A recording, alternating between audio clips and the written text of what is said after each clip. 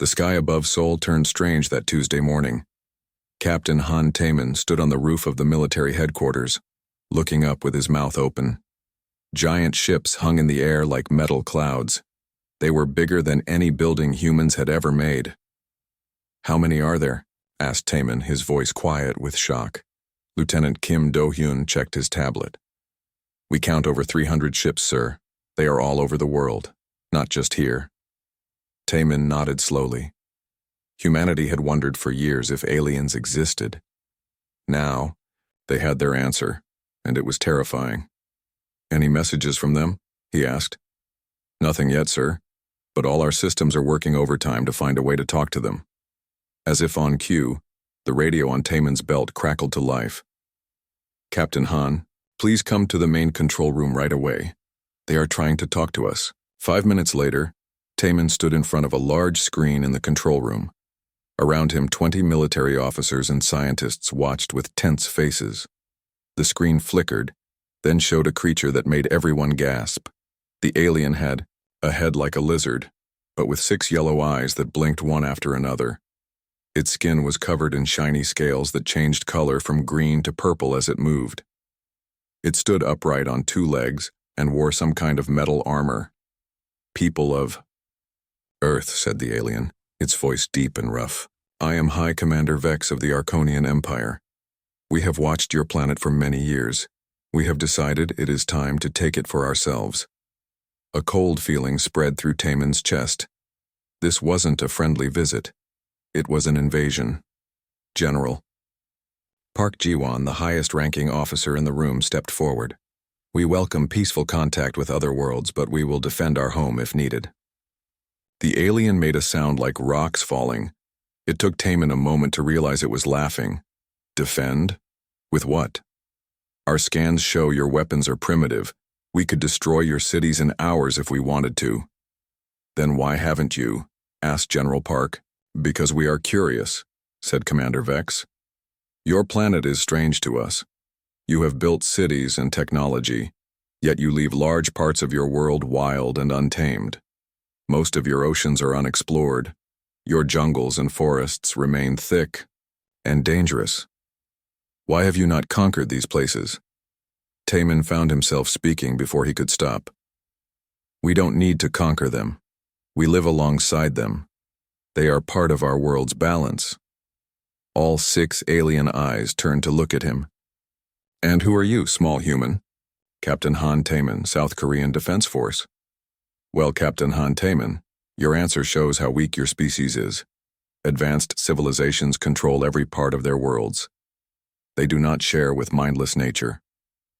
General Park stepped in. Again. "We have different views on what makes a civilization advanced. If you're here to destroy us, why are we having this conversation?" The alien commander seemed to consider this. "As I said, we are curious, and we enjoy good sport before a conquest. So I have a proposal." The room went quiet. "You say you live alongside your wild places. Let us test this claim. We will send 1 battalion of our soldiers to one of your most hostile environments, your Amazon jungle. You will send your best jungle fighters to face them. If your forces can drive ours out, we will leave your planet in peace. If not, your surrender will be immediate." General Park's face remained calm, but Taemin could see the calculation in his eyes. "How many soldiers in your battalion?" 5,000, said Commander Vex with another rock laugh. "Against however many you wish to send, it will not matter. Your humid, insect-filled jungles may challenge primitive humans, but they are nothing to Arconian warriors." "And how long will this test last?" 3 of your Earth days should be more than enough time for us to prove our point. "Do you accept?" General Park looked around the room, making eye contact with each officer. When he looked at Taemin, the captain gave a small nod. "We accept," said the general, "but we choose the exact location in the Amazon." "Very well. Send the coordinates within 1 hour. Our forces will land tomorrow at dawn. Prepare your best fighters, humans. They will need all the help they can get." The screen went black. For a few seconds, no one spoke. Then everyone started talking at once. "Silence," shouted General Park. The room went quiet again. Captain Han, what were you thinking with that comment about living alongside nature? Taman stood straight. I was telling the truth, sir, and it seems to have given us an opportunity. An opportunity to be crushed by 5,000 advanced alien soldiers? No, sir. An opportunity to fight on our terms, in an environment where their technology might not be such an advantage. A scientist stepped forward. The captain has a point, General. Their ships and weapons are impressive, but heavy armor and energy weapons might not work well in the jungle. Heat, humidity, thick vegetation. General Park nodded slowly. Who do we send against them? The JSF, sir, said Taman without hesitation. The Jungle Special Forces. A murmur ran through the room. The JSF was legendary. A small, elite group of soldiers trained to operate in the most challenging wilderness environments on Earth. They were experts in survival, stealth, and unconventional warfare. Colonel Lee Sung-ho's team, agreed the general. But they have fewer than 200 operators, against 5,000 aliens? Numbers aren't everything in the jungle, sir, said Taman. The JSF knows how to make the environment fight for them. General Park walked to the window, looking up at the massive ships still hanging in the sky. Get me a secure line to Colonel Lee, and someone find me everything we have on the Amazon basin. If we're going to do this, we need every advantage. Taman felt a strange mix of fear and hope. The aliens had made a mistake. They saw Earth's wild places as a weakness, proof that humans were not advanced enough. They didn't understand that humans had learned something valuable from living with wilderness instead of trying to conquer it: adaptability. As officers rushed to carry out the general's orders, Taman looked at the blank screen where the alien commander had been. You picked the wrong battlefield, he said quietly, and the wrong humans to fight. Deep in the Amazon rainforest, Colonel Lee Sung-ho walked through his hidden base. Outside, the jungle was thick with trees and vines. Inside, the base was cool and filled with high-tech equipment. Most people would never guess that under the green canopy was one of the most advanced military facilities on Earth. Sung-ho stopped at a large table with a map on it. The map showed the part of the jungle where the aliens would land in less than 20 hours. Is everyone here? He asked. Major Yoon Minji nodded. All team leaders are present, Colonel. Around the table stood 12 men and women in simple green clothes. They were the leaders of the Jungle Special Forces, or JSF for short. Each one commanded a team of expert soldiers who knew how to live, move, and fight in the wildest places on Earth. By now you all know about our visitors, said Sung-ho, pointing up to show he meant the aliens. And you know about their challenge, 5,000 of them against us. How many of us do we have? Asked Captain Kang Hye-jin, the youngest team leader. 150, said Sung-ho. Some of the officers looked at each other with worry on their faces. Sung-ho smiled. I know what you are thinking. The numbers are not in our favor. But when has that ever stopped us? In the jungle, bigger is not always better. He touched the map, and it changed, becoming a 3D display of the jungle area. The aliens will land here, he said, pointing to a small, open area by a river. They think they are testing us, but they are really testing themselves. They do not know what they are walking into.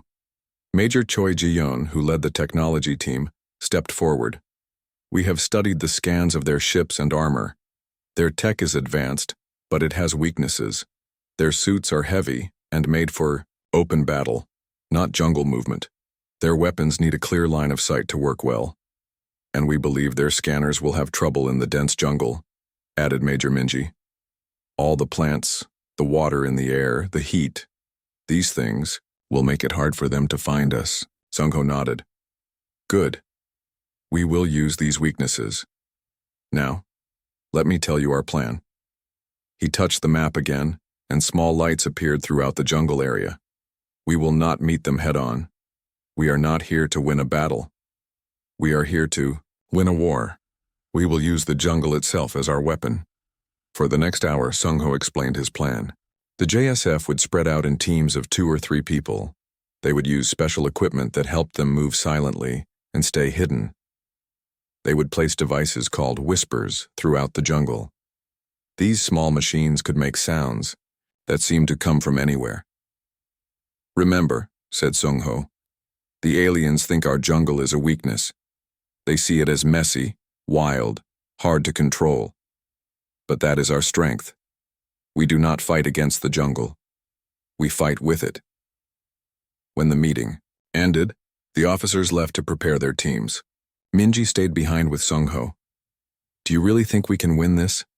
she asked quietly. Sung-ho looked at her.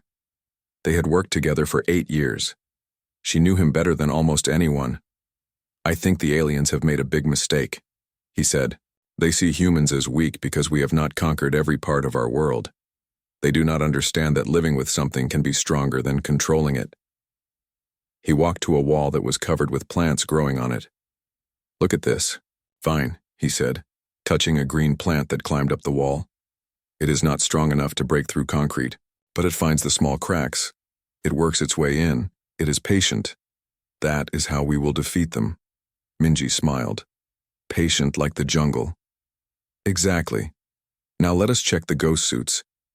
They walked to another part of the base where soldiers were, trying on special suits. The ghost suits were the JSF's most secret weapon. Made of special materials that could change color and even bend light, they made the wearer almost invisible. They also hid body heat and masked sounds.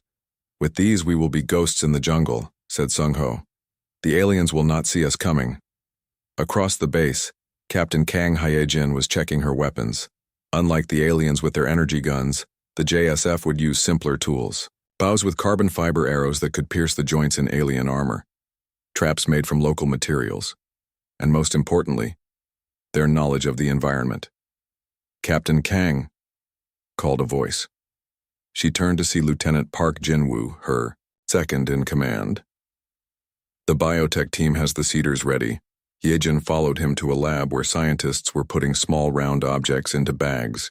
The seeders looked like normal seeds, but they were much more. They contained fast-growing plants that could be controlled. Plant one at night, and by morning it would grow into thick vines that could tangle and trap. "Are they ready for jungle conditions?" she asked. "Yes, Captain," said the lead scientist. "They will grow faster in the heat and humidity, and they are programmed to only grow where we plant them." Hyejin took one and looked at it. So small, but so effective, just like the JSF. In another part of the base, Major Choi Ji-yeon was testing the electronic warfare systems. Her team had developed ways to confuse and disrupt alien technology. "The jammers are set," she told a technician. "Once activated, they will create dark zones where alien communications will fail." The technician nodded. "And our own comms?" "Will work perfectly," said Ji-yeon with pride. "We designed them to operate in the worst conditions Earth has. The aliens have never faced anything like our jungle. Their equipment is made for space and open land, not for this." As evening came, Colonel Sung-ho called all 150 members of the JSF together. They stood in the main hall of the base ready for his words. "Tomorrow we face an enemy from beyond our world," he said. "They think they are superior because their weapons are stronger, their ships are faster, and their numbers are greater. But we know something they do not. True strength comes from understanding, not from power alone." He looked at the faces of his soldiers. Men and women from many countries, all experts in jungle warfare. "We understand this jungle, we respect it. We have learned its rules. The aliens see it as a hostile place to be conquered. We see it as an ally to be embraced. That difference will be their downfall." Sung-ho raised his hand. "Tonight we prepare. Tomorrow we teach them what it means to face the jungle special forces, what it means to face humans who have learned to work with their world, not against it." A cheer went up from the soldiers. Despite the huge challenge ahead, they were confident. They had trained for years for impossible missions. Now they would use all that training to save their planet. As the soldiers dispersed to make final preparations, Sung-ho looked at a screen showing the alien ships in orbit. "You chose the wrong battlefield," he said quietly. "And you picked the wrong humans to fight." The alien ships came down from the sky just after sunrise. They looked like giant metal eggs, smooth and shiny. There were 10 of them, each carrying 500 Arconian soldiers. The ships landed in a small clearing by the river, exactly where Colonel Sung-ho had predicted. Hidden in the trees 50 meters away, Captain Kang Hye-jin watched through special binoculars. Her ghost suit made her completely invisible against the leaves and branches. She did not move, did not make a sound. She simply watched and waited. Eagle-Eye to base, she whispered into her small radio. Aliens have landed. 10 transport ships. They are coming out now. The doors of the ships opened and alien soldiers marched out. They wore heavy armor that covered their whole bodies. The armor was dark gray with purple lights. Each soldier carried a weapon that looked like a rifle but had no barrel, just a glowing tip. The aliens formed neat lines, 5,000 of them standing in perfect rows. Their commander, a taller alien with red markings on his armor, stood at the front. "Humans!" the commander shouted, his voice made louder by his suit. "I am Commander Drax of the Arconian Empire. We know you are watching. Come out and face us like proper warriors." No one answered. The jungle was quiet except for the normal sounds of birds and insects. Drax turned to his officers. "Spread out. Find them. Their primitive hiding will not work against our technology." The alien soldiers began to move into the jungle in groups of 50. They moved slowly, their heavy armor making loud noises as they pushed through the vegetation. They used devices that looked like small tablets to scan the area. "They are using heat scanners," Captain Hye-jin reported to base. "Just as we expected." Colonel Sung-ho's voice came through her earpiece. "Good. Are the ghost suits working?" Hye-jin looked down at her arm. The suit had already changed color to match the leaves around her. Its special material also hid her body heat, making her invisible to the alien scanners. "Yes, sir. They cannot see us." "Perfect. Begin Operation Whisper. Let the jungle speak to our visitors." Throughout the forest, JSF soldiers activated the small devices they had planted overnight. The whispers were simple but clever machines. They could make sounds that seemed to come from anywhere. They could imitate human voices, animal calls, or even the sounds of equipment. Suddenly, the aliens heard voices all around them. It sounded like humans talking, giving orders, moving equipment. "There!" An alien soldier pointed his weapon toward a sound and fired. A beam of blue energy shot out, burning through leaves and small branches. But there was nothing there. More whispers activated. More voices coming from all directions. The aliens began to fire randomly, hitting nothing but trees and vines. "What is happening?" Drax demanded, his voice angry. "Why can we not find them?" One of his officers checked a scanner. "Sir, there is too much interference. The heat signatures from plants, the moisture in the air. It is confusing our equipment." Drax made an angry sound. "Impossible. Our technology is superior to anything on this primitive planet. Keep searching." Hidden high in the trees, Major Yoon Minji watched a group of aliens push through the thick undergrowth below her. They were struggling, in their heavy armor, sweat visible on their reptile-like faces where the helmets did not cover. "Now," she whispered to the soldier next to her. The soldier, Lieutenant Bae Junho, raised a simple bow. The arrows looked primitive, but they were made of carbon fiber and had special tips designed to find gaps in armor. He aimed carefully at an alien who had fallen slightly behind the others, then released. The arrow flew silently through the air and hit the alien right where the helmet met the body armor. The alien fell without making a sound. "First blood," Minji reported through her radio. "Area 7. Similar reports began coming in from around the jungle. The JSF soldiers were striking carefully, one target at a time. They never stayed in the same place after an attack. They moved silently through the trees, some on the ground, some in the branches above. By midday, 30 alien soldiers had fallen to arrows or other silent weapons. The aliens still had not seen a single human fighter. Commander Drax was getting more and more frustrated. "This is not war," he shouted. This is pest control. They are not facing us. They are hiding like insects." "Sir," one of his officers approached, "we have lost contact with units 8 through 12. They were in the eastern sector." "Lost contact? How?" "Unknown, sir. Their communication simply went silent. What the aliens did not know was that Major Choi Ji-yeon had activated the jammers. These devices created areas where electronic signals could not pass. Inside these dark zones, the alien communication systems failed completely. "Keep the jammers running," Colonel Sung-ho ordered from the hidden command center. "Captain Kang, are the Cedars in position?" "Yes, sir," Hye-jin replied from her new position near the alien landing site. "Ready to activate on your command." As the afternoon turned to evening, the alien forces were spread thin across the jungle. They had lost nearly 50 soldiers and still had not found a single human to fight. Their neat formation was broken, their communications were failing in many areas, and the heavy jungle air was making their armor systems overheat. Commander Drax ordered his troops to return to the landing site. "We will regroup and change our strategy," he told his officers. "Tomorrow we will burn this jungle to the ground if necessary." As night fell, the aliens set up lights around their camp. They cleared trees and plants to make a larger open area, using energy weapons to cut through the thick vegetation. "Now," Colonel Sung-ho gave the order, "activate the Cedars." Throughout the jungle, especially near the alien camp, the special seeds began to grow.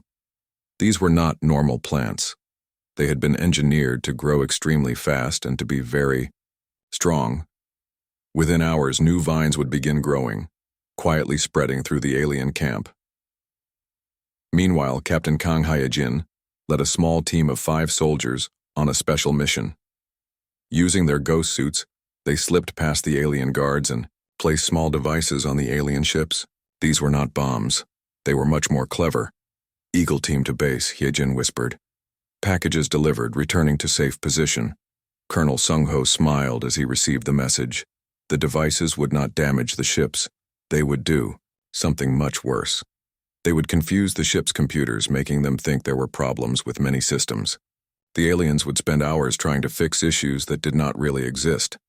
Back at the JSF command center, Colonel Sung-ho looked at the map showing the positions of all his teams and the alien forces. "The first day has gone well," he told Major Minji and Major Jeon. "We have confused them, separated them, and started to make them doubt their technology. But we still have 5,000 enemies to deal with," said Minji, "and they will be angry now." Sung-ho nodded. "Yes. Tomorrow they will be more aggressive. They will try new tactics, but so will we." He pointed to the map where the cedar plants were growing. "By morning, they will wake up to find the jungle has grown into their camp, and that is just the beginning." Outside, the Amazon night was filled with sounds. Insects, frogs, birds, and other animals created a constant noise. To the aliens, it was an annoying background. To the JSF, it was music, a symphony they knew by heart. And within that symphony they moved like shadows, preparing for the next day of their unusual war. Commander Drax woke up to shouting. He stepped out of his command tent and could not believe what he saw. Overnight, strange plants had grown all through the alien camp. Thick green vines wrapped around equipment, crawled up the sides of ships, and even grew through gaps in some of the sleeping pods. "What is this?" he demanded. An alien science officer examined one of the vines. "Some kind of fast-growing plant, sir. It seems to have grown at least 20 times faster than should be possible." "Cut it down," ordered Drax. "Burn it, get rid of it." Alien soldiers used their energy weapons to cut the vines, but as soon as they cut one section, another seemed to grow. Some soldiers tried to pull the vines off their equipment, but the plants were surprisingly strong. "Sir," reported an officer, "the ships are having technical problems. The main computers report errors in many systems." Drax growled in anger. "Check everything. We cannot let plants and computer errors stop us. We are Arconians. We have conquered worlds far more dangerous than this jungle." But as the morning went on, more problems appeared. 3 of the scout teams did not return from night patrol. Communication was still not working in many areas. And now strange sounds came from all around the camp. They were not animal sounds or human voices. They were whispers, soft and hard to understand. They seemed to come from the trees themselves. Some alien soldiers claimed they heard the whispers say, "The jungle sees you or you are not welcome here." Drax called his officers together. We need a new plan. These humans are using tricks and hiding rather than facing us directly, so we will force them out. He pointed to the map. We will burn a large section of this jungle. They cannot hide, if there is no place to hide. One officer looked worried. Sir, our orders were to test the humans, not destroy their environment. I do not care about their trees, snapped Drax. We will show them that nothing on this planet can stand against us. The aliens prepared special weapons that could start large fires. They would burn a circle around their camp, then expand outward, forcing the humans to either run or fight. What they did not know was that every word they said was heard by the JSF. Captain Kang Hyejin had placed tiny listening devices throughout the alien camp during her night mission. They planned to burn the jungle, she reported to Colonel Sung-ho. Sung-ho nodded calmly. Just as we expected. Major Ji-yeon. Is the water system ready? Major Choi Ji-yeon smiled. Yes, sir. Operation Rainfall can begin any time. Good. Major Minji, move your teams to higher ground. Captain Kang, prepare your team for close action. It is time for the aliens to see us at last. At noon, the aliens moved out from their camp in formation. They carried their fire weapons and marched toward the thickest part of the jungle. Commander Drax led them, determined to end what he saw as a cowardly game of hide and seek. Activate Operation Rainfall, ordered Colonel Sung-ho. Throughout the jungle canopy, hidden pipes and sprayers came to life. The JSF had installed them months ago as part of a fire prevention system. Now they served a new purpose. Water began to spray down from above, soaking the forest floor. At the same time, hidden pumps pulled water from the river and underground, streams making the ground muddy and wet. The aliens looked up in surprise as water rained down on them. What is this? Demanded Drax. Some kind of weather control? No, sir, said an officer looking at a scanner. It appears to be a simple water system hidden in the trees. Primitive technology, but effective. The fire weapons would not work well in these wet conditions. And now the aliens faced another problem. Their heavy armor, already hot and uncomfortable, in the jungle heat became slippery on the muddy ground. Several soldiers fell, struggling to get up again. Commander Drax was furious. Keep moving. Find these humans. Then, for the first time, the aliens saw their enemy. A human figure stepped out from behind a tree about 50 meters ahead of them. It was a woman in a tight-fitting suit that seemed to shift colors with her movements. She held no weapon. She simply stood there looking at them. There, shouted Drax. Shoot her! Energy weapons fired, but the woman was already gone, seeming to melt back into the jungle. Then another human appeared, a man this time to their right. He too vanished before they could hit him. Then another appeared, and another. The humans were showing themselves for just a few seconds before disappearing again. They are taunting us, growled Drax. Split into teams, hunt them down. The alien force broke into smaller groups, each chasing the glimpses of humans that appeared and disappeared like ghosts. They were being led deeper into the jungle, away from their camp, away from the open areas. In one area, 20 alien soldiers followed a human figure into a narrow space between large trees. Once they were all inside, hidden JSF soldiers activated, controls that released more of the fast-growing vines. The plants quickly grew across the entrance and exit of the natural corridor, trapping the aliens. In another area, aliens chasing a human suddenly found themselves sinking into what looked like solid ground, but was actually a cleverly disguised mud pit. Their heavy armor only made them sink faster. Major Yoon Minji directed these operations from a command point high in the trees. Traps 3, 7, and 9 are successful, she reported. 40 more aliens contained. Colonel Sung-ho nodded with satisfaction. Well done. Now it is time for Phase 2. Captain Kang, you may proceed. Captain Kang Hyejin led a team of 10 JSF soldiers wearing their ghost suits. They moved silently through the jungle, getting close to the aliens who were now spread out and disorganized. When they were within range, they fired special darts at the aliens. The darts did not kill. They carried a fast-acting sedative that could put even a large Arconian to sleep in seconds. One by one, aliens began to fall, not dead but deeply asleep. Sir, an alien officer reported to Commander Drax. Units 3 and 4 have gone silent. Unit 7 reports soldiers collapsing for no reason. Drax looked around wildly. His neat military operation was falling apart. His soldiers were being trapped, separated, or knocked unconscious, and he still had not managed to kill a single human. "Fall back," he finally ordered. "Return to camp." But when the aliens tried to find their way back, they discovered that the jungle seemed different. Paths they had made were now blocked by new growth. The constant rain from above had washed away their tracks, and their navigation systems were not working properly because of the JSF jammers. As the afternoon turned to evening, the alien force was in chaos. Hundreds of soldiers were trapped, unconscious, or lost in the vast jungle. Commander Drax managed to get back to the camp with only about half his forces, and there he found a final surprise. The cedar plants had completely covered 2 of their ships.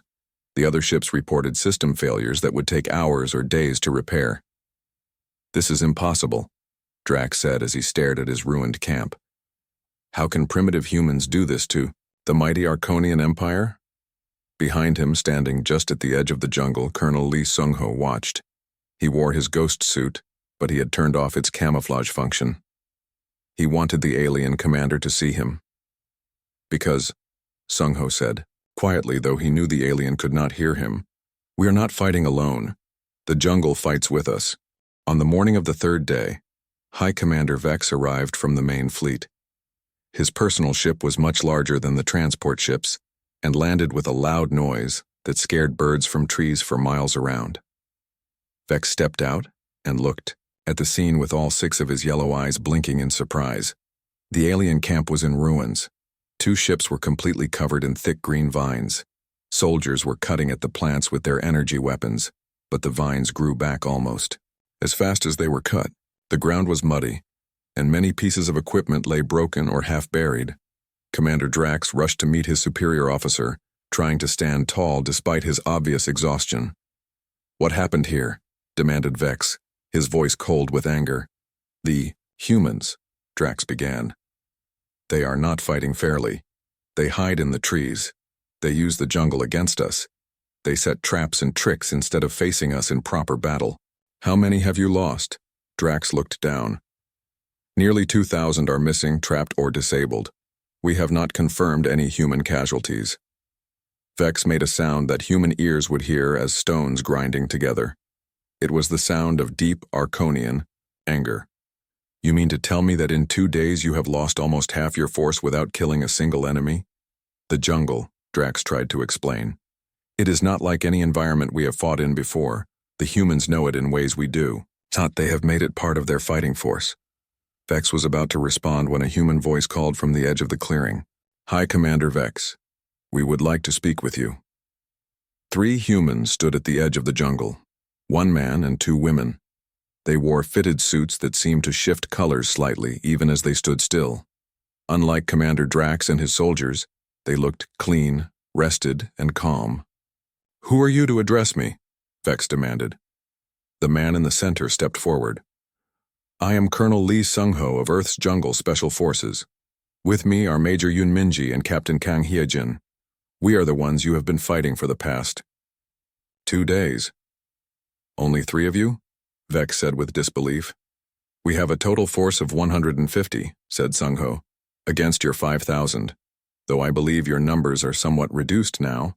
Vex stared at the humans for a long moment. "You have used tricks and traps, not the honorable combat of true warriors." Major Minji spoke up. "We used the advantages we had against an enemy with superior technology and greater numbers. Is that not what any wise commander would do?" "You did not even try to kill us," said Drax. "Your weapons put our soldiers to sleep rather than ending them." Captain Hyejin nodded. "We could have used deadly poison instead of sleep medicine. We chose not to. This was a test, not a war. At least not yet."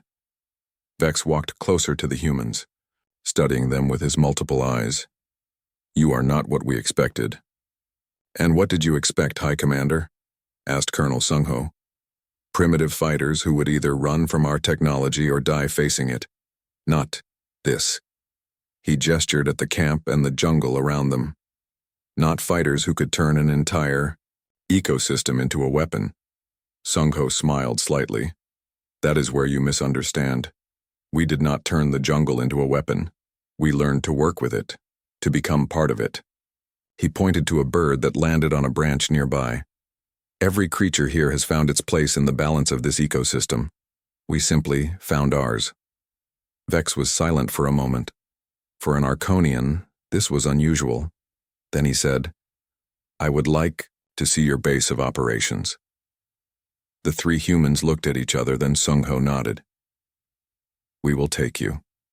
But only you. And you must leave your weapons behind. After a brief argument, Vex agreed. He followed the humans into the jungle. At first he struggled with the thick plants, the mud, the insects, and the heat. But he watched how the humans moved and tried to copy them. They did not fight against the jungle, but seemed to flow through it. After an hour of walking, they reached the JSF base. Vex was surprised to see that it was not a building sitting on the jungle, but a structure that worked with it. Parts were underground. Parts were in the trees. Living plants grew on and through the walls. Yet inside it was cool, dry, and filled with advanced technology. This is not what I expected, Vex admitted as he looked around. You thought because we did not cut down all our forests and pave over all our wild places that we were primitive, said Major Minji. But there are different kinds of advancement. There is the kind that controls and dominates, and there is the kind that understands and adapts. Colonel Sung-ho led Vex to a room where maps and displays showed the positions of all Arconian and human forces in the jungle.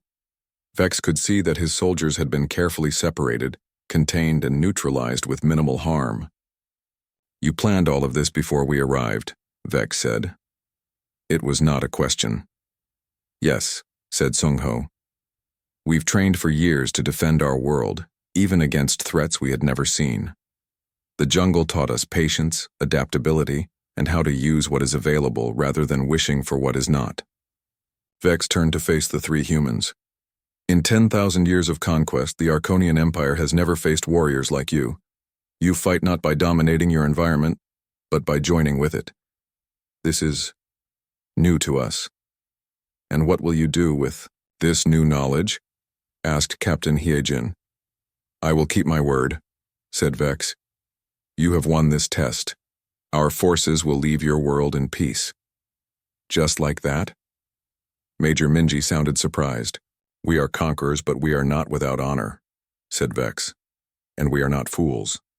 A full invasion of your world would cost us greatly, even if we might win in the end. But I would propose something else.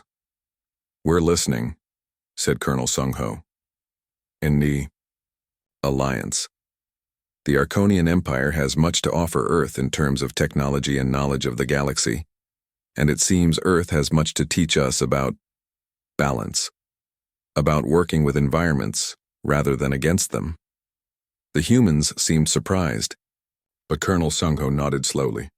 I think our leaders would be interested in discussing such an alliance, but it must be as equals, not as conquerors and conquered. As equals, agreed Vex. You have earned our respect. That is rare indeed. Later that day, as the aliens began to free their trapped soldiers and repair their ships, Vex and Colonel Sung-ho stood at the edge of the clearing, looking out at the vast jungle. Your people mocked our wilderness, said Sung-ho. You saw it as a sign of weakness that we had not conquered every part of our world. We were wrong, admitted Vex. There is strength in your way, too. A different kind of strength than ours, but no less powerful, perhaps even more so in the long term. The jungle teaches many lessons to those willing to learn, said Sung-ho. The greatest may be that true power comes not from controlling everything around you, but from finding your place within it. High Commander Vex looked up at the green canopy above, seeing it not as a primitive wilderness to be conquered, but as a complex living system far more advanced than he had first understood. I believe, he said, that the Arconian Empire has much to learn from Earth, and from its jungle special forces. As the sun set on the Amazon, the sound of alien ships leaving filled the air. But they did not leave as conquerors or as defeated warriors. They left as the bearers of a new idea, a new way of thinking about worlds and wilderness. And the JSF. Soldiers watched them go, knowing they had defended not just their planet but their way of living alongside the wild places that made Earth unique in the galaxy.